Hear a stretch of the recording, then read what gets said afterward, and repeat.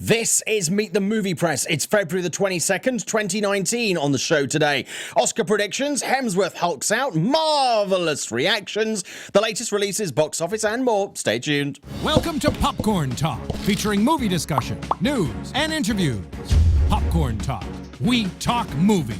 And now, here's Popcorn Talk's Meet the Movie Press. This is Meet the Movie Press. My name is Simon Thompson. You can find me at Showbiz Simon on Twitter and Instagram and on Facebook. This is Simon Thompson. There is a lot to get through this week on the panel this week. We have Dimitri and Scott. Dimitri, who are you? Where can we find you, please? Hey, everybody. You can find me here in Popcorn Talks. Meet the Movie Press and Anatomy of a Movie. Scott Benzel. Hello, how are you, everyone? Sorry, my voice sounds like crap. Allergies. The other Scott M, Twitter and Instagram, WeLiveEntertainment.com. I've never heard crap talk. You never heard crap? No. No. There you go. Not even Mr. Hanky Poo? Yeah. Okay, let's move on. We have so many things this week. If you want to follow the show, you can chat in the chat on We Are Live on the YouTube. You are more than welcome to be part of that. We will read out your comments if we can, if we had time. Let's kick off with the Oscar predictions. Okay, All guys, right. Oscar predictions. Let's get the forms out. We could be here all day, but let's try not to be. Okay, let's start with original screenplay. The candidates are Vice, Roma, Green Book, First Reformed, and The Favourite. I am going for The Favourite. Guys, your choices. Toughy. What do you got, Dimitri? For original screenplay, Yeah, I too thinking The Favourite. As Favourite? Well. Mm-hmm. Yeah. I'm gonna go Green Book. Interesting. That was my first choice, and then I thought, actually, I think they're going to give it to The Favourite, but we'll see. Documentary feature. We have a choice of Free Solo, Hale County this evening, Minding the Gap, of Fathers and Sons, and RBG. My prediction is they're going to give it to RBG. Guys, what do you think? My heart says RBG, but I think they're actually going to go Free Solo. But my heart says, I loved RBG. Yeah. Both great docs. And they really are. To be honest with you, it's a really strong year this year. Incredibly strong. Yeah. But I think from the visceral experience of it all and how it brought you Free Solo, I believe. I would agree. I think Free Solo is going to take it. Yeah, I expect I'll be proved wrong, and there are a number of documentaries that were really strong this year. Oh yeah, that there's just two of them are they missing. just didn't make it to the Two final of the list. best ones are missing. And an audience too, please forgive me too, but it also the political climate that we're in could have some influence on the Academy voters. Yes, yep. It don't say that doesn't affect Academy voters because it can. So, but RBG It'll be an interesting one to watch. To be really good. It was a great documentary, whichever side of the aisle you're on, and there are a lot of Republicans involved in it who actually really liked RBG. Absolutely. So even though she was a Democrat, it's kind of like a lot of people on both sides of the aisle really have a lot of time for her. Okay, original song. All the Stars, Black Panther, I'll Fight, RBG, The Place Where Lost Things Go, Mary Poppins Returns, Shallow, A Star Is Born, and When a Cowboy Trades His Spurs for Wings, The Ballad of Buster Scruggs. Scott. Shallow. It's going to be the only thing that I think A Star Is Born wins. Yep. So. Shallow. I think Shallow is a dead set. I feel really sorry for Diane Warren. Every single year a nomination, every single year she's been passed over for the longest time. I genuinely really feel for her because she always turns in a great song, whatever it is, whatever the movie, and it sucks. Okay, so let's go to best. We'll come to best picture in a bit. Let's go cinematography. Cold War, The Favourite. Are we into a commercial? No. Oh. Okay, we don't have a lot of time, so we need to rush through this. Cold War, The Favourite, Never Look Away, Roma, A Star Is Born. I'm going to go cinematography, Roma. I am going to go cinematography with The Favourite. Interesting choice. That was what my second would be. Interesting choice, but I really like that too. Okay, let's go animated feature. Incredibles 2, Isle of Dogs, Mirai, Ralph Breaks the Internet, Spider-Man Into the Spider-Verse. My vote, Spider-Man Into the Spider-Verse. Any other year would have been Incredibles 2. Ditto. I couldn't agree with you more with a runner-up of Isle of Dogs. Which I enjoyed that movie. I know it caused controversy, but I did enjoy it. Yeah. Okay, let's go supporting next. Okay, actor in a supporting role. So we have Sam Rockwell, Vice, Richard E. Grant, Can You Ever Forgive Me, Sam Elliott, A Star Is Born, Adam Driver, Black Klansman, Mahershala Ali, Green Book. My vote is Sam Elliott. I kind of hope it goes to Richard E. Grant, but I think it's going to go to Sam. Guys, your thoughts? Mahershala. Okay, I think Mahershala, but my heart is for Adam Driver. Interesting. I really think that three different choices there. I really think, okay, you know what? I'm just going to say Adam Driver. I really think that his performance of all of those supporting roles, what he was able to do, that fine line of playing that undercover and then realizing his own roots, so to speak, it was one of the most compelling performances from a supporting role this year. Absolutely agree. Actress in a supporting role: Rachel Weisz, the favorite; Emma Stone, the favorite; Regina King.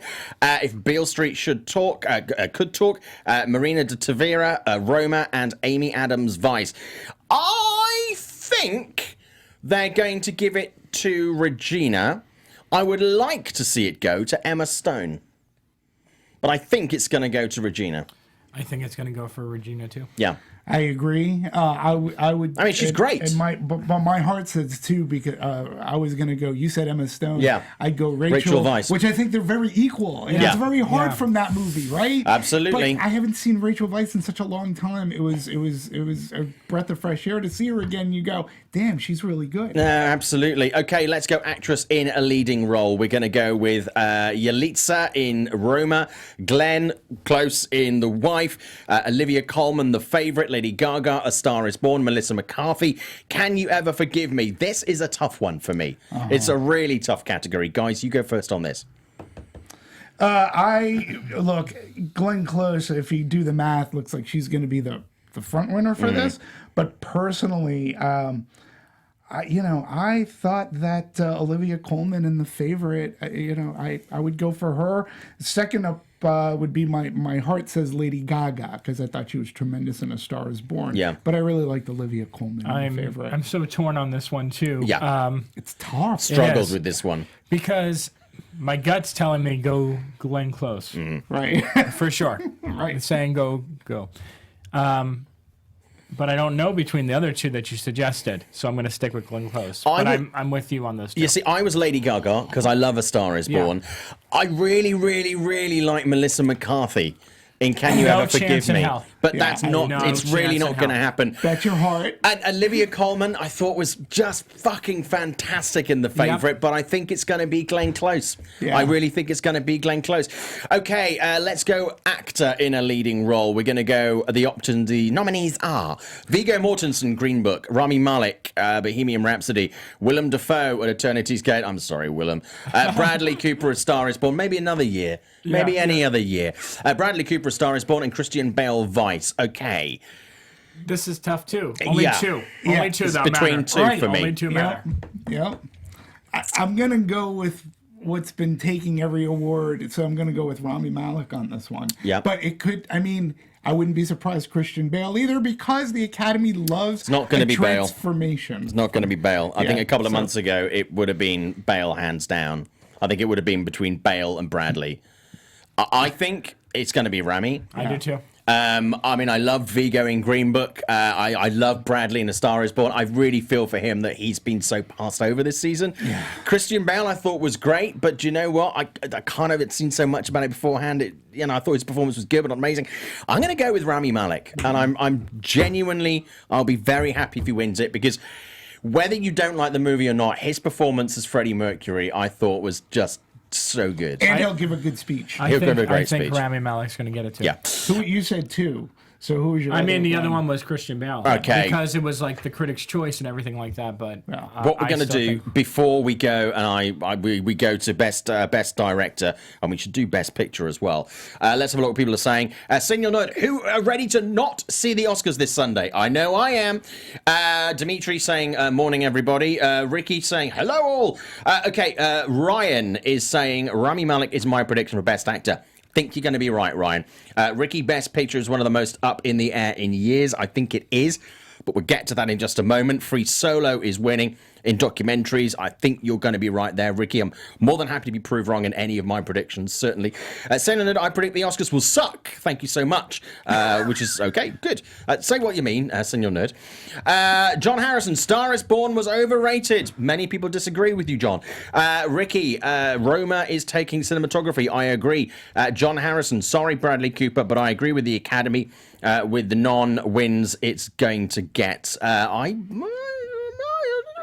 I'm still curious to see if they come back. because I know the industry really loved A Star Is Born, and I think this year has been the awards have gone quite differently, and I think really this could be the one that is. It's so up in the air. It's actually quite interesting. Spider-Man, John Harrison says for animated, absolutely, hands down. I spoke to Brad Bird about that at the Oscars luncheon. Even Brad Bird thinks it's gonna win.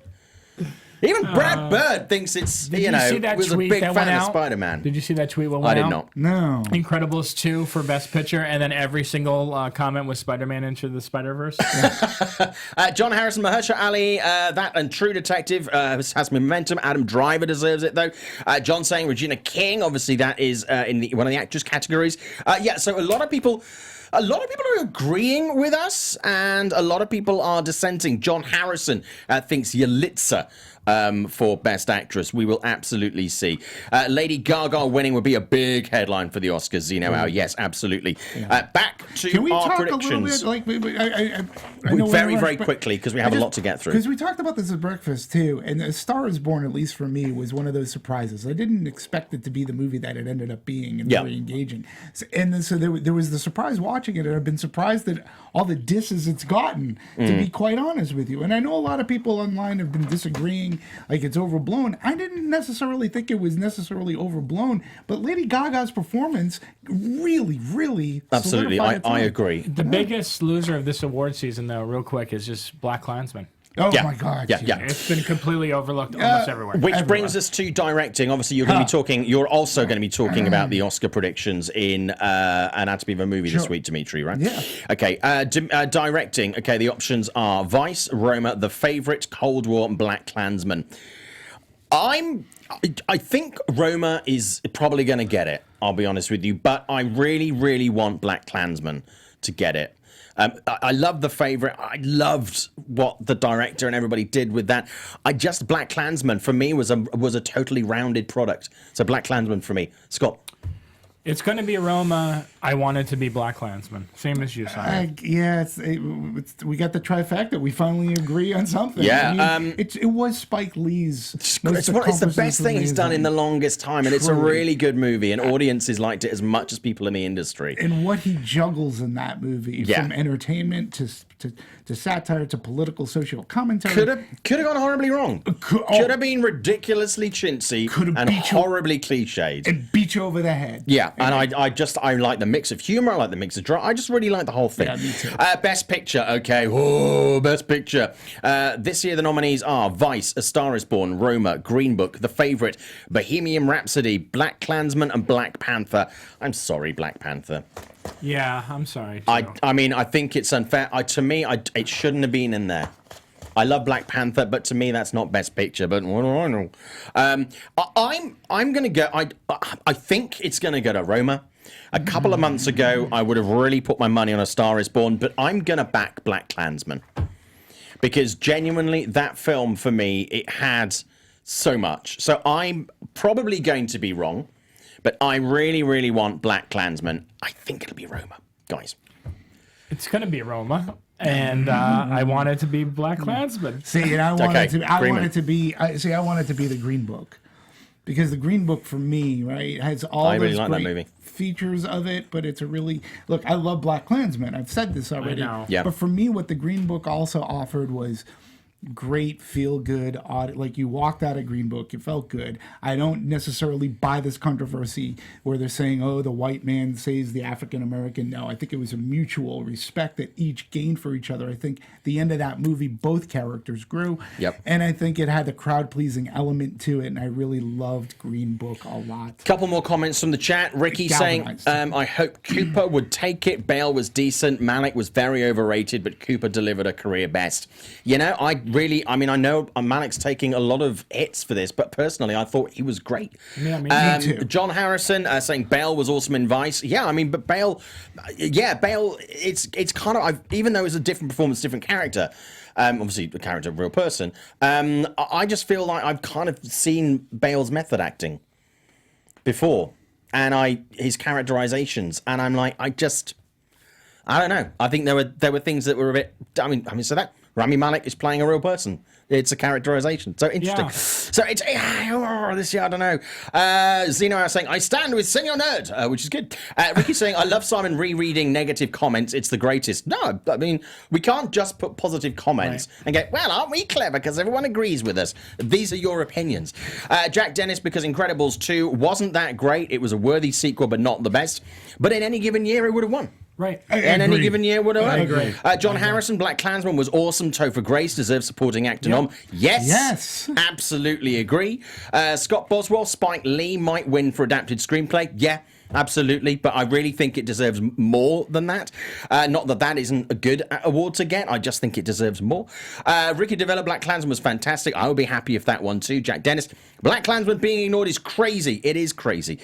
Such a great movie. It was an important message, and guess what? It was entertaining. Absolutely. It wasn't preachy, and that it just presented things as they are. Ricky saying it's a racial message filled film that does it well and isn't in your face. Absolutely. Yep. And that's to me is the sign of a great movie. Is that even if everybody's on one side of the aisle or the other, but when something is in the middle going, come to this. And a great example of a documentary that was long listed that didn't make the shortlist, unfortunately, was Dark Money. Which was actually it was about dark money going in and disadvantaging Republican nominees over Democrat nominees. And I was like, no, absolutely, that should be completely outlawed. Because, it's like, the way that the Republicans were treated with this propaganda that was funded by this, unknown money by these super PACs was completely wrong. Absolutely. And I'm not a Republican. Yeah. But I'm like, that sucks. So, it really is about, having something in the middle where everyone can come to and just, and get something out of it. I think it's great. So, Oscar predictions, we will see how those fared, guys. Interesting chat. Interesting to see some similarities and some choices. Okay. Oh, what a week. Hulk Hogan biopic is going to see Chris Hemsworth set into the ring with director Todd Phillips. He's gonna be Hulk Hogan. Brilliant casting. Very much so. Yeah. It's one of those things where it's like you see someone really fit a role, and it's not like lazy casting. Right. You're like, how did nobody think of this before? I'm assuming it's going to cover Hulk Hogan's career in the ring as a wrestler, but also the suburban nanny, Three Ninjas years. I hope so. That's what I'm hoping for. Yeah. Who's going to play Bubba the Love Sponge? That's what I want to know. Because there was that whole Hulk Hogan thing I'm wondering if it's even going to come up to like his recent controversies where radio host Bubba the Love Sponge and he filmed his wife and there was this whole thing. I mean, this is a man who saved and helped save wrestling. Yep. So popular. He was one of the first outside of like an Andre the Giant, but he got into movies. He made a couple. And him tearing off his shirt. I mean, he had action figures made out of him. Yeah. And Chris Hemsworth, I think, is perfect. He has just the right temperament and sense of humor to pull this off. Well, one of the things that really, I just think it's great casting anyway. One of the things that made me think it was particularly great casting was his character in Bad Times at the El Royale kept reminding me of Hulk Hogan with that moustache of his. Yeah. And I was like, oh, he reminds me of Hulk Hogan. And now he's cast as Hulk Hogan. I wonder if that's why. Maybe. I don't know. But I think it's all the positive word of mouth of Fighting With My Family. No, well, there's that too. I seem like that movie seems like it's going to be... We'll get to that movie later. It seems like it's going to be a real breakout. Yeah, and Hulk Hogan, too, to his fans and to the kids. I mean, he was an inspiration for kids, and he loved that. No matter what the character he played in wrestling, he loved that, and Chris Hemsworth can't pull that off. I agree. We're going to get to Fighting With My Family later on, but just to mention, I'm actually on the TV ad campaign for that. Yes, you are. I am. Yeah. So that's quite. You're actually in the final trailer. I am. The final one is actually a good one to get to because they use a lot of people. A lot of people have been quoted on this because it's had a lot of love. Yeah. But when you get to the final, I don't know. Fingers crossed for the Blu-ray. I'm on Bohemian Rhapsody, but it's great. I mean, full disclosure. I used to work with Stephen years ago at XFM in London when he and Ricky used to do a show there on a weekend. I was awesome. One of the news users. So we go back quite a long way. But no, he's great, and I'm really, really pleased that this is his first major directorial and solo directorial project that it's being so well received. I think it's really good. Not without flaws, but we'll get to that later. But I think a really good movie. Captain Marvel this week. We all saw that there were a lot of... the first screenings took place for media. You've seen it and I've seen it. We can't give a full review because we're embargoed, but we've tweeted our reactions to that. So if you want to check them out, you can check mine out at Showbiz Simon. I've learned this. We can actually talk for 30 seconds about it. Okay, cool. As long as those 30 seconds aren't the post-credit, mid-credit sequences. Spoiler, people. Not cool. Not cool at all. No. Not cool. No. Okay, so very briefly, let's talk about it before we talk about this story. I really loved it. Yeah. It's top 5 Marvel for me. I thought Brie was great. I thought the entire cast was great. This has been a great year for Samuel L. Jackson. Mm-hmm. I know we have different opinions on Glass, but this is the first time in a year where I actually seen him disappear into a character where I forgot it was him in the first movie. And this one where he's just having a blast. He looks like he's having fun. And there's a cat in the movie, which you heard a lot about, Goose. It definitely steals the show. I mean, I really enjoyed the movie. I didn't kind of go, I didn't fall in love with it in the way that some people have done. I'm looking forward to seeing it again. I know people, people who are already on their second or third viewing. And it was only screened for the first time on fucking Tuesday. Some people went 3 times in a row already and posted on Twitter about it. Oh, well, that's good. I wish I had that amount of free time. Well, for the person who hasn't seen it, my question is, how does it compare to Wonder Woman? Well, okay. Specifically asked not to do that. So as I was saying about Captain Marvel, I mean, I really liked it. I didn't fall head over heels as much as other people did. It's certainly top level Marvel for me. It's in that top sort of third of the of the Marvel movies. It felt very different in the same way that Thor Ragnarok felt very different to Marvel movies that have come before. And I just think that it really it impressed me. One quick thing. I don't know how much of my 30 seconds are left. You've used a lot of it, and possibly more than 30 seconds. I just wanted to say that I love that there's bordering on 90 seconds. I love that there's this whole thing about, like, is Brie Larson going to be good in this role? Like, people have not seen her in Short Term 12 and Room. Like, she is so charismatic. She's made. She's made for this role. Yeah. She's made for this role. She looks great. And the story. Someone's saying it right now in the chat. Yeah. No, seriously, she was. She was made for this role. Simon, how can you're like Captain Marvel? She has grasped a vagina. Yes, shock horror. Ladies have vaginas and are successful actresses. Spoiler there, in case anybody didn't know what private parts ladies have. I mean, it was. I mean, I'm really impressed with what they've done with it. It wasn't. I think the trailer sells a slightly different movie. Yes. By the fact that it makes it feel like just another Marvel movie, which Marvel movies are good generally. That there have been exceptions, but I think actually it's a more nourishing meal as a movie. I think people are going to be. I think it's not what some people are going to be expecting, and I think that's a good thing. And I think the casting is great, and more Annette Bening in pretty much anything, please. Yes. Absolutely. Not enough people are talking about Annette Bening in this movie. No. Not enough people. So that's really important. But yeah, the trolls came out this week, especially on things like Rotten Tomatoes, where they are voting it down, saying it sucks. These are people who haven't seen the movie. Yeah.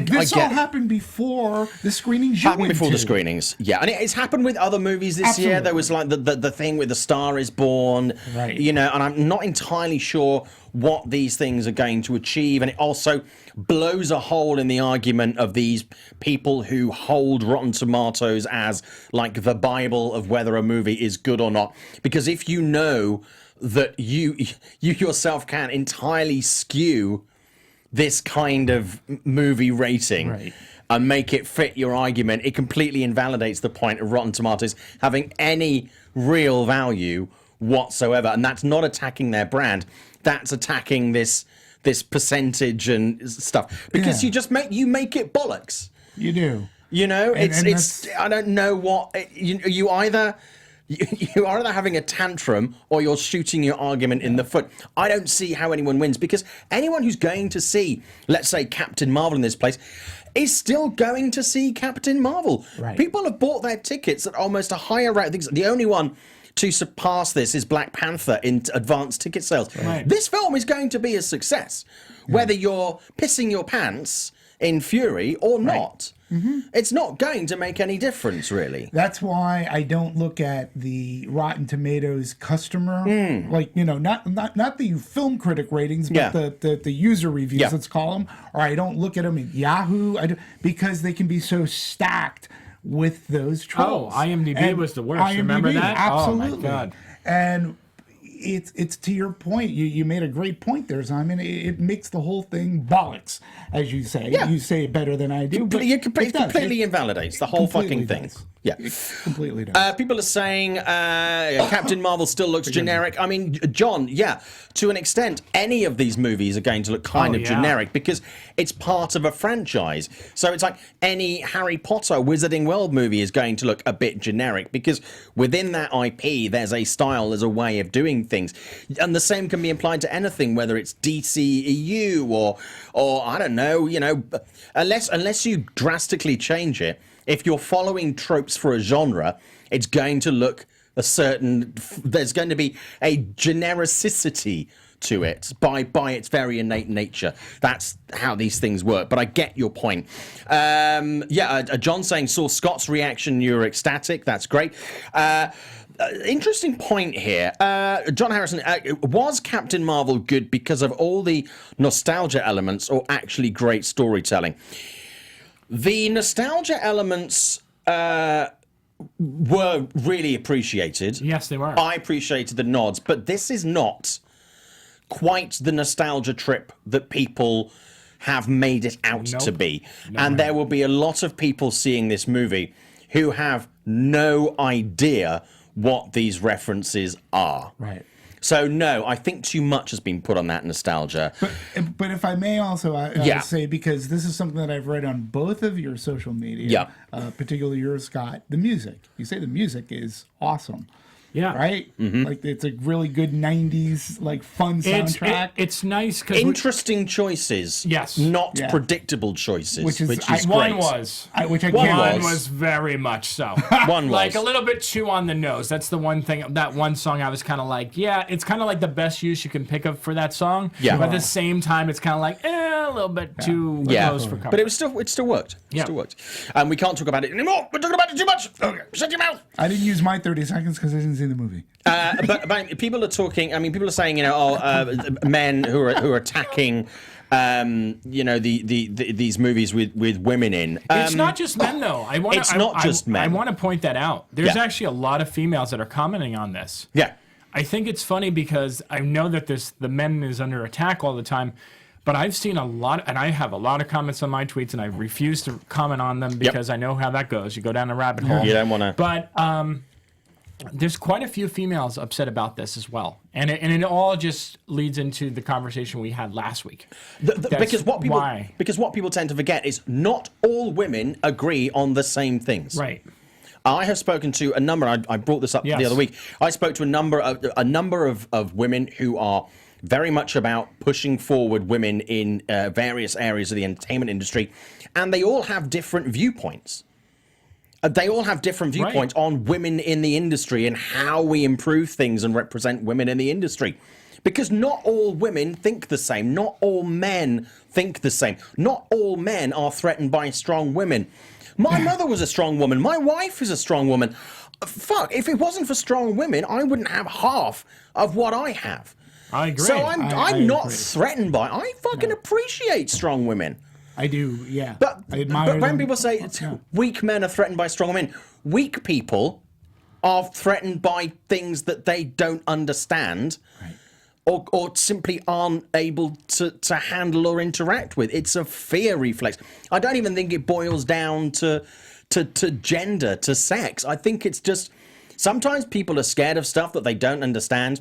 Once you show them that these things are not scary, then they're not scared of it anymore. And that's the only way to teach this. Do you know what? There are going to be strong women forever. There are going to be strong men forever. Just like there's weak men. There are going to be weak men forever. Yep. And there are going to be weak women forever. Mm-hmm. And that's it's been since the very first day life appeared on Earth. Yeah. it's the way life goes. But you know what? The strong always come out on top. And sometimes out of weakness comes strength, not to sound like a Marvel movie. But, you know, these arguments, they're going to keep coming through, and you're going to get... But if you want to see Captain Marvel, go and see Captain Marvel. If you don't want to see Captain Marvel, don't go and see Captain Marvel. Go.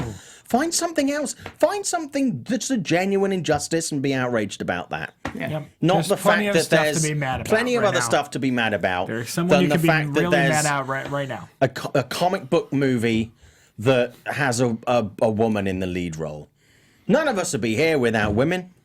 Nope. No. None of us would be here without women, and none of us would be here without men. Yeah. You know, you need the two things to come together to make a life. We'll find a way around that, because that's science. Life finds a But way. life finds a way. Yeah. Thanks, Jeff. Yeah. No, but it's true. It's like, you know, these are the arguments we keep having, and I'm like, okay, we'll keep doing it. Moving on, the Academy Changes course will present all categories during the live broadcast. Last week on the show, we were saying we think they'll reverse about 2 hours after the show. Not saying there's a direct correlation. But there is. I'm going to be hosting this here, by the way. I'm not really. You'll be fine. But yeah, so all the categories are going to be in there. Yeah. Yeah. It's about time. Yep. Duh. I mean, I seriously, I actually kind of feel for the producer behind the show. I think they need to lie down. Yeah. On Monday, I think they need a nice vacation. Go away, go and drink some Mai Tais. Just have a little think and have a little relax. Take 2 weeks off and then come back and plan next year. Yep. Yeah. Maybe start looking for a host. Yep. Yeah. Early. Yeah. Early. Announce it in June or July. Have a plan B through to Z. Yep. Yeah. It's ridiculous. David Spade's available. Yep. He sure is. He sure is.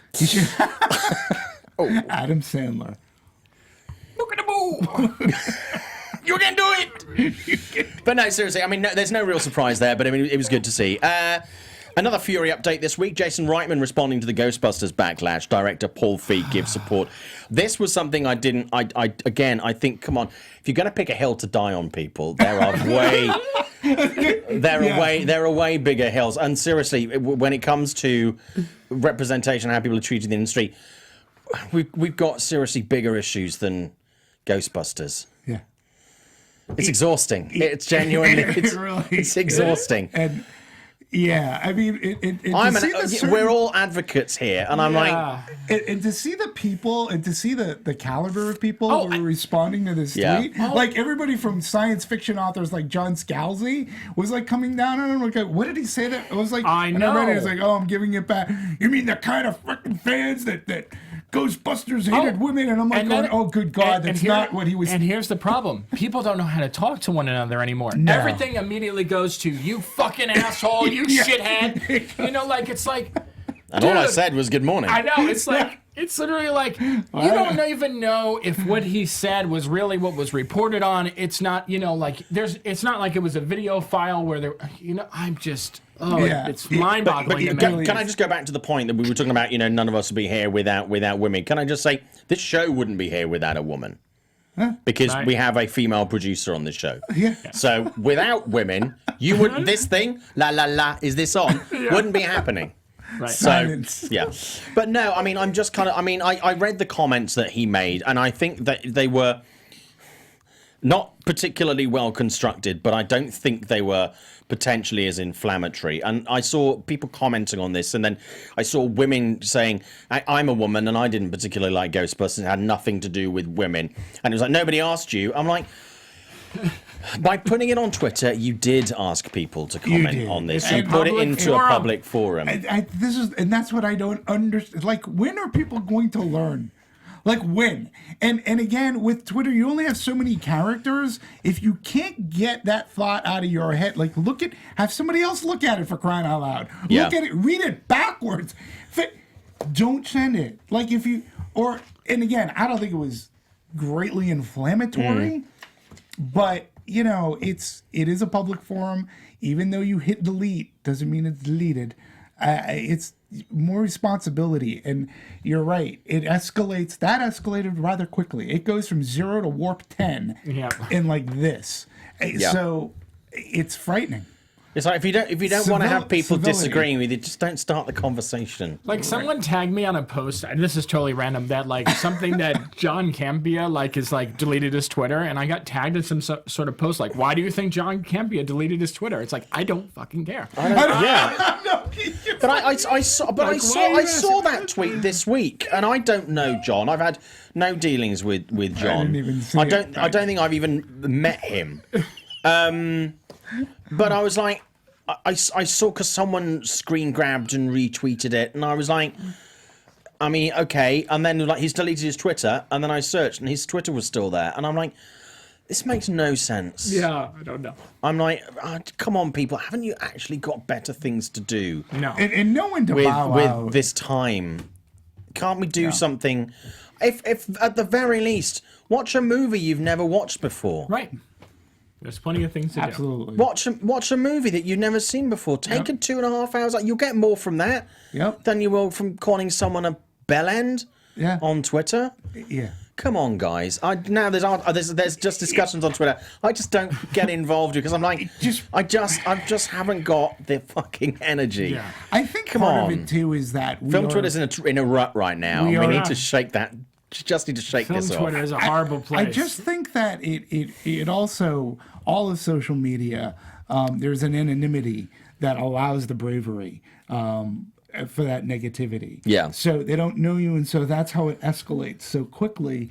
It's a sad state of affairs. It really is. I'd rather have a conversation like this, and even with the people who are online, because they actually will come up with good stuff, positive or negative. Well, Bob B is saying this, referring back to this interview that Jason Reitman did, saying it's a great interview for anyone who wants to take the time to actually listen to it. I'm actually going to make the time because I want to get more around that. But I saw the excerpts, the quotes that have been taken out, and I'm just like, I showed that to some of my co-workers where I am this week, and men and women, and they were like, I don't see why this is a hill that people want to die on. I'll tell you, if people want to complain about the Ghostbusters convention that they're going to throw at Sony and the ticket prices. I saw that yesterday. That's why I'm not mentioning it on the show. Okay. People are asking me what Campea said and all that stuff.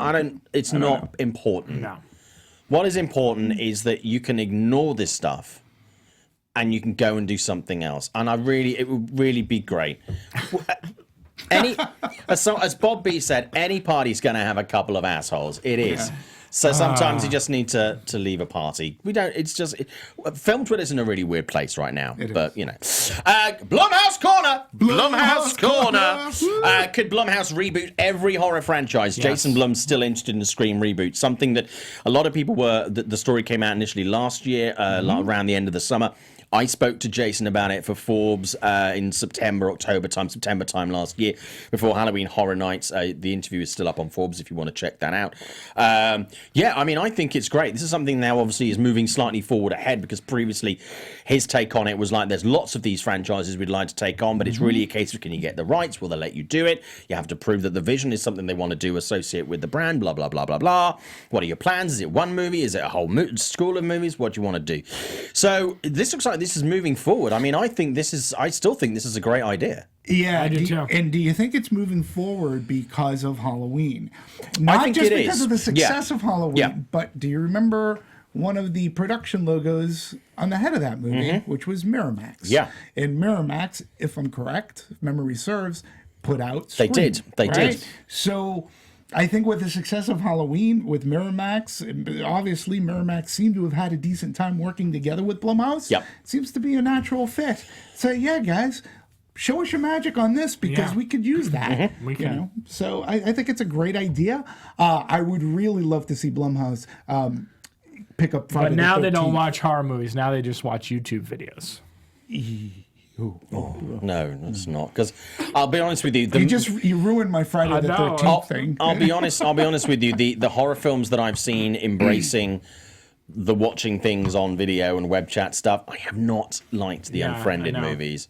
I haven't liked those. The only movie I've seen embrace that really well is Using Cameras is Searching, which is not a horror movie, that's a thriller. But they did it really, really well. I hope they don't do the watching YouTubes, because that again is a bit like The Ring, where with the remake, people sent round a video and people watched it and didn't work. Right. It just didn't work. So I think that would be a really good idea. Also, Jason saying on Twitter this week, someone I've got a lot of respect for because he's not afraid to go, okay, not so good, was the box office for Happy Death Day 2 to you, which underperformed below their expectations. Movies like that where the first one has had a decent success and then it really finds its home on sort of home entertainment and streaming, which Happy Death Day did. A lot of people discovered that movie after it was in theaters. The box office for this was lackluster. It just seems that either people weren't really up for it in the way that people thought they were, or they didn't like the new turn that it had taken, which went much more sci-fi and less horror, and also a lot more humor. There was humor in the first one, but a lot more humor. Personally, didn't work for me. I know it worked for some of us. I know you were a big fan because you responded to Jason on Twitter this week. And I did, and I was actually, wow, wasn't it a breath of fresh air that a producer of a movie said, I had hoped better. I still think we put out a good movie. It just wasn't where we wanted it to be. But you can't get it right every time. No. You can't. But most people in this town, they do not admit failure or defeat. No. And I'm not saying that Happy Death Day to You is going to be a mitigated failure, but again, I think tracking was off on everything this past week or the past few weeks. But for a producer to come out and said we had hoped for better, and he didn't mince words about it. And it was also his birthday this week. But I'm a huge supporter of Happy Death Day to You and to Jessica Roth and the cast. But it was just weird. It was, wow, you don't see it often. You really don't. Distribution heads will rarely ever say, we didn't put out a good movie. Yeah. And it was nice. It was a breath of fresh air to see a production. No, it's great. I mean, I'll be honest with you. For a guy who is possibly, I think he and The Rock are two of the just insanely busy people in the entertainment industry these days. It's absolutely insane how hard. If you ever, I don't know how you guys have had this interaction with him, but whenever he's there, it's not that he's not giving you attention, but he's on my phone. He's always on his phone. Always on his phone. All the time. And then when you're talking, it's like, cool, let's do this. We do that. As soon as it's over, he's like, okay, cool, good to see you. Back on his phone. Someone's coming to see him. I swear to God, I think he's half vampire because I don't think he sleeps. We sat right next to him at late night, and it was like when I was talking to him again, it was like the same thing. He was like, and I was down there, and he's listening. He's giving you his attention. He's listening. But what's interesting is that I don't know how he sat through an entire movie without looking at his phone. No. But he did it. But I think it's a relief. I mean, I do that. Yeah. I prefer going to see movies in a theater than I do watching them at home, because if I'm at home, I'm like, fuck, put your phone down, you idiot. Because I'd never do that in the theater, but I do it in the theater, and I'm like, that's really nice, even if I don't particularly enjoy the movie, to not have my phone out for 2 hours. Yeah. I've actually been, and this is completely on a side note, I've been working very, very hard on my reducing my screen time and being a bit more present, just day to day and at work and at home and just out and about. And it's made a huge amount of difference. And I've cut down my screen time, which gives you some idea about how much time I spend on my phone, on social media by about 2.5 hours a day. Yeah. Wow. I mean, that's just ridiculous. Yeah. It's freeing when you're not tethered to it. It's crazy. Yeah, and I'll tell you what, life's better. Yeah, and you know what? You do end up doing things like watching a movie or maybe even reading a book. I'll get there. Once award season's there, I'll get there. Zeno Hour. This is going back to what we were talking about film Twitter. People act like fighting over entertainment is going to solve the world's problems. Insanity. People do. And I hate to break it. I hate to break it to people who get into these things. But the industry ultimately doesn't care. No. Whether you're, kissing the ass of a director or whether you're telling them that direct shit, you're an idiot, you ruined Star Wars. It literally makes no difference. It has no effect on people making these movies or anything. No. Though, the only real way you have any effect on what people do is by seeing or not seeing their movies. Can I just bring up something, because sure, very quickly. I think take Solo. Mm-hmm. I mean, that got a lot. I mean, I think to an extent, sometimes, not in all cases, but it could put a negative spin on something that may not deserve a negative spin. Yeah. And I think it can affect certain things, because Solo for me is a perfect example because Last Jedi made a ton of money. All right, Solo did not, and I told the story. There's a key difference, though. But there's a key difference, but also a lot of people who said I'm boycotting Solo have now caught Solo, and they're like, oh fuck, I actually quite enjoyed that. Yeah, but carry on.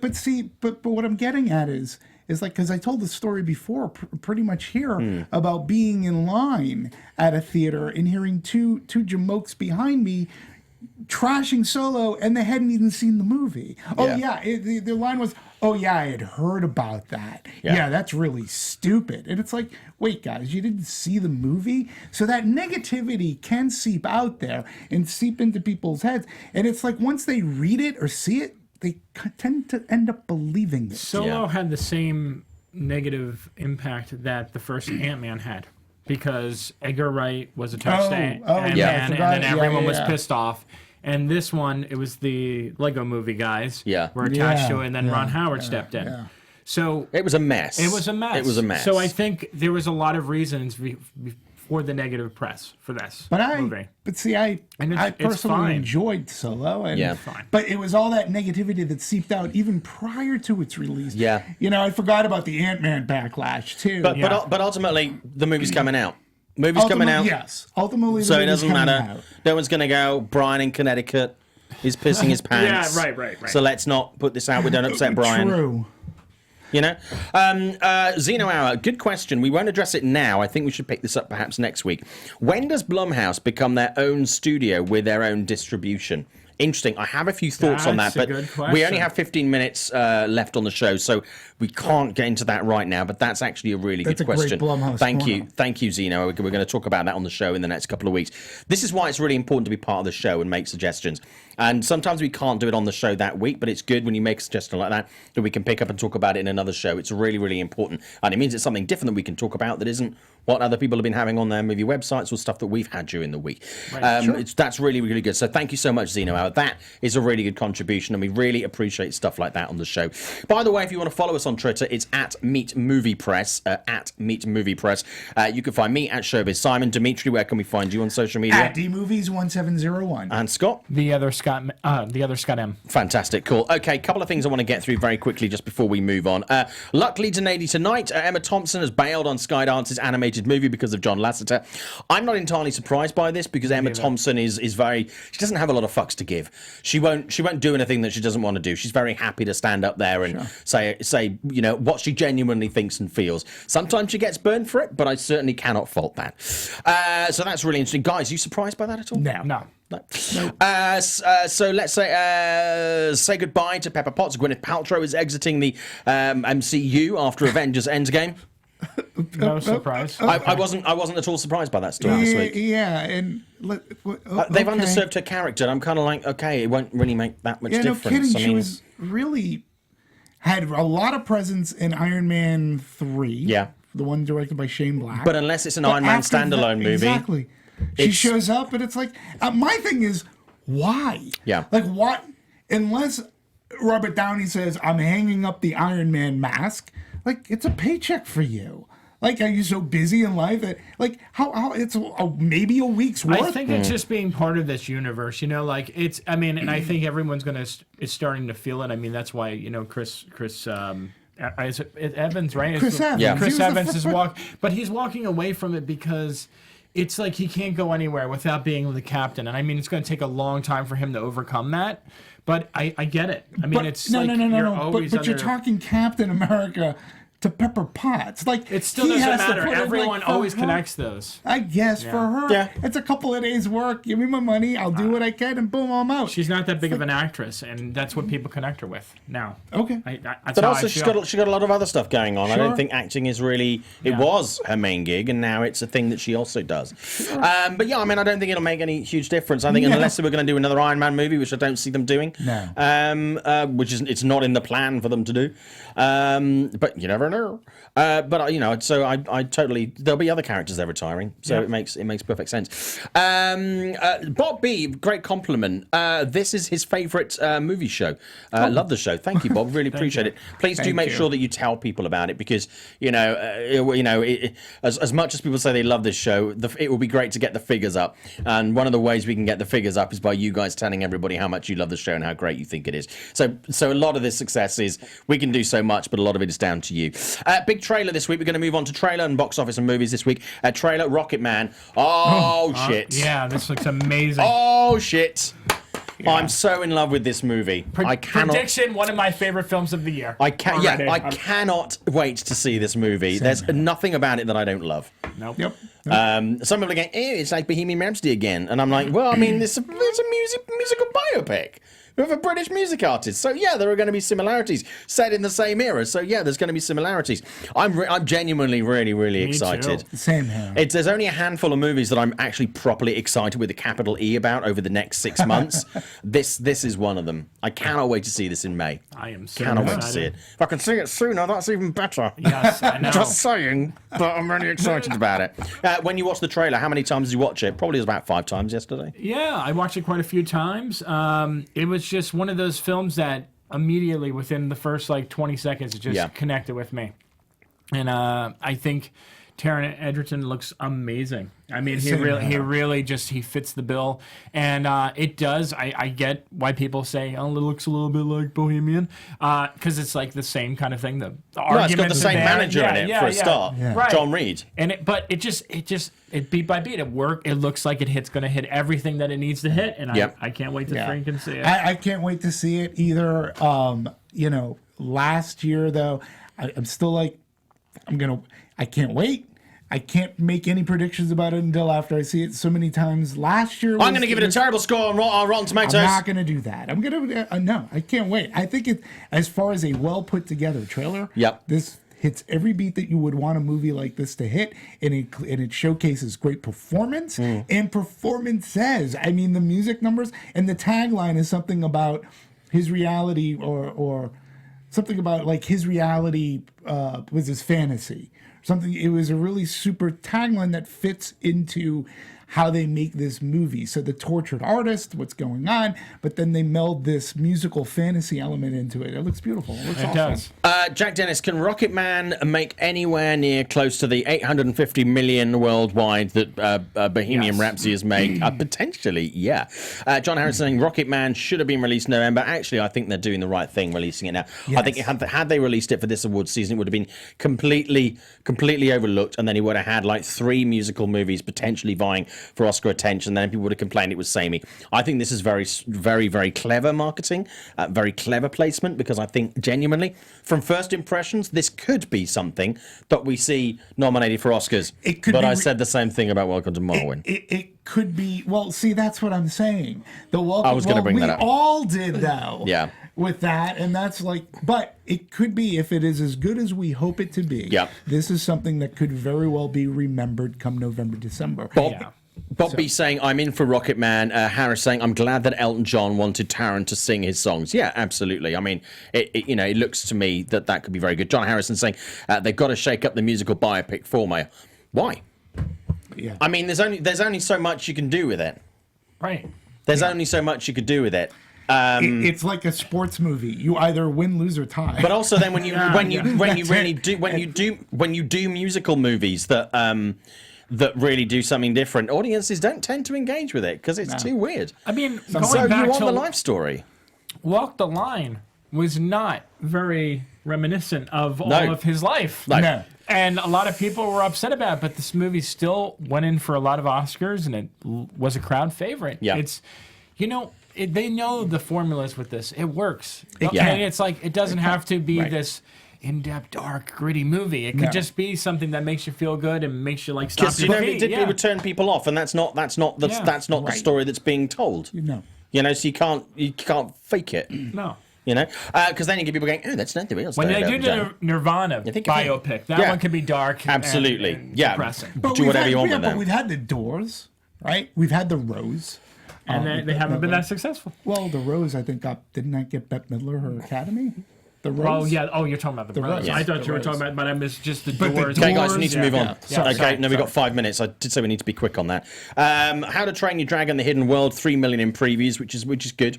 Looking at an interesting weekend. It's probably going to come out on top, especially after the President's Day weekend for Alita was I mean, better than some people were expecting, but it certainly wasn't. I wouldn't expect to see a sequel anytime soon. And Fighting with My Family, guys. Have you seen How to Train Your Dragon? Yes. Okay, what are your thoughts on that? Very quick. We have 6 minutes left. I loved it. I think this trilogy, this is a perfect end to the trilogy, and I feel like it's a rare breed where you can have every single film get better and better as they go along. The animation, the score, the acting, everything about it. It's so great. It feels like a Pixar movie. It does. I was going to say it feels like a Pixar movie that's not a Pixar movie. It stands above all the rest. Like, I get Illumination and all these other animated studios out there, their movies make money, where this How to Train Your Dragon thing, now remember last one was Fox. This is a Universal release. So they are not what they've done in this trilogy is above and beyond what all these other studios have done. This is above and beyond the razzle dazzle of a pure children's movie, and the jokes don't like placate to just children alone, because the humor, the heart and sentiment of this movie, where the characters, they actually do, and they're unashamed to say, I'm taking a page from the Pixar rulebook playbook here and say, pay attention to story, pay attention to character arc. And we've had in the 3 movies, in each movie, the character arcs. Yep. And in this whole trilogy, there's a through line where the characters grow and develop. And it's just amazing. And it really gives such a satisfying ending where you sit there and you want to watch the end credits. So potential for none of the How to Train Your Dragon movies have been nominated for an Oscar. Is that correct? I could have swore Deakins may have been nominated for the second one. It could have been one of his other locks. But not as best animated. But I don't think so. Okay. It'd be interesting to see if how it goes, and because it's the final one. I think it'll get a nomination. Unfortunately, I think it's screwed this year because of Toy Story 4. Yeah. The first one was nominated for Best Animated Feature. Which was? The first one. The first one was. Okay, cool. So I stand corrected. Thank you for that. Fighting with My Family, directed by Stephen Merchant, produced by The Rock and his company, supported by other people as well. I mean, Nick Frost in the cast, number of people in the cast, telling the story of a female wrestler from Norwich in the UK who makes it to WWE. It's a fascinating story. It has some darker tinges which aren't included in the movie. Some people are being critical of that. I was very surprised by this movie. Very surprised. And one thing I liked was the fact that it didn't tone down the Britishness. There's a lot of stuff in there that is really British. But it works, and it seems to have gone down really well with audiences. I mean, I had way more fun with this, and I'm not a wrestling fan. So the whole wrestling thing really meant nothing to me. But it was a great ropes to riches tale for me. I really enjoyed it. And I agree with you. I think as someone who doesn't watch wrestling and doesn't care about wrestling, the fact that I was able to watch and enjoy this film, that means a lot, and that says a lot about the film. And I always like Stephen Merchant too. I think he's very funny, and actually having him direct this was a bold choice by Dwayne Johnson, and I think it worked in his favor. Even Steven said it was a bold choice. Yeah, and it is, again, people talk about the biopics of the music. Same with this movie, sports movie, again, beat by beat. It's the same kind of thing, but it works. And if the formula works, don't change it. Yeah, I mean, one of the reasons that actually Dwayne chose Steven was the fact that Steven's not a wrestling fan. Right. And he said, I want you to tell the story. I don't want you to do a wrestling movie. And Stephen, I think, has done a really, really good job with this. I think the script is very funny. I think it peaks in certain places, and it has its troughs where it needs to. It sort of pulls back a little bit and hangs there quite nicely. Not in a like, this is slow, but it just really, it sort of idles along quite nicely, and then when it really needs to power in, it powers in quite nicely. I was really impressed with this, and I'm not at all surprised that it's going down well. I just really hope that the reaction that it's had pre-release actually transfers to box office. I just think I will say that money. I disagree with you a little bit. I do think it's a little too long. I think that's fair. About 15 minutes. There's a certain spots where I just felt like it dragged. It's like, okay, we get it. Come on, I haven't seen it, but this is something I'd seen the trailer a few times in the theater, and it's like, this movie looks like it's right up my alley. Like, it just has that, even though I'm not into wrestling at all, but it just had certain crowd-pleasing beats to it. And there seemed to be a bit of comedy there. And I was like, yeah, this looks like a movie that I would go to. It's heartfelt when it needs to be. It's funny when it needs to be. You know, it's a really nice. It's a nice mix. They've really made the right call with this. And I think Steven's directing is quite simple, but very, very effective. Yeah. Well, I look forward to seeing it. Absolutely. So a couple of movies out. If you want to see them, see them. I mean, these are just our opinions. You know, it's totally up to you what you go and see. Just because someone said a movie's great doesn't mean you're going to love it. Just because someone says a movie's shit doesn't mean you're going to hate it. So make your own decisions. Guys, who are you? Where can people find you? At DMovies1701, that's on the Twitters. You can find me here at the awesome best show about the biz, Meet the Movie Press, and also on Anatomy of a Movie, where we really drill down. It is not your average review show, and today we will be talking about Alita Battle Angel. Scott Menzel, you can find me at Twitter and Instagram. Wow, I cannot talk today. Instagram. The other Scott no, it's not allergies. And you can find me at WeLiveEntertainment.com. I normally do LAOFCS weekly. I have to go to the Captain Marvel press conference today, so I'm not going to be able to do that show, so it'll be back next week. And my name is Simon Thompson. At Showbiz Simon on Instagram and Twitter is where you can find me. Also, this is Simon Thompson on Facebook. Feel free to come by, like my page. Also, lots of work you can see of mine from Forbes to Reuters and beyond. Thank you so much for watching the show. Enjoy the Oscars this weekend if you're watching. If you're not watching, that's totally fine. That's totally fine. And we will see you back here next week to dissect the results, because we care. We care. Yeah, we care. Have a great weekend, and as the Karate Kid does, wax off. From producers Maria Menounos, Kevin Undergaro, Phil Svitek, and the entire Popcorn Talk Network, we would like to thank you for tuning in. For questions or comments, be sure to visit popcorntalk.com. I'm Sir Richard Wentworth, and this has been a presentation of the Popcorn Talk Network. The views expressed herein are those of the hosts only and do not necessarily reflect the views of its owners or principals.